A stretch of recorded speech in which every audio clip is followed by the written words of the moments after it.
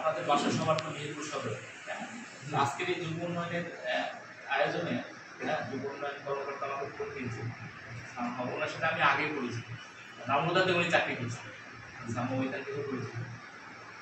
তো আজকের যে আপনাদের ট্রেনিং প্রোগ্রাম মূলত সমন্বিত খামার সঙ্গে বায়োগ্যাস প্ল্যান্ট সঙ্গে আমি এই টপিকে বলতে থাকি।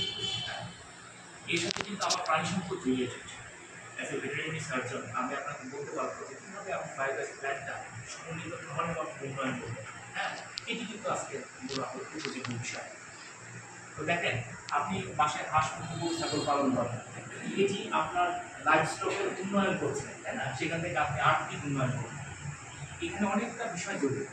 ধরেন আপনি লাইফ স্টক প্রতিপালন করলেন, সেখান থেকে যদি বছর শেষে একটা প্রফিট না পান, লাভ না পান, তাহলে আলটিমেটলি সেটি পালন করার কোনো মানে হয় না। দেখবেন মানুষ কিন্তু অনেক সময় সুযোগে অনেক কিছু করে, একবারে 20টা গরু ফার্ম করবে, আলটিমেটলি সেখান থেকে লাভ হচ্ছে না। মুরগির খাবার করলো, একটা মুরগি আক্রান্ত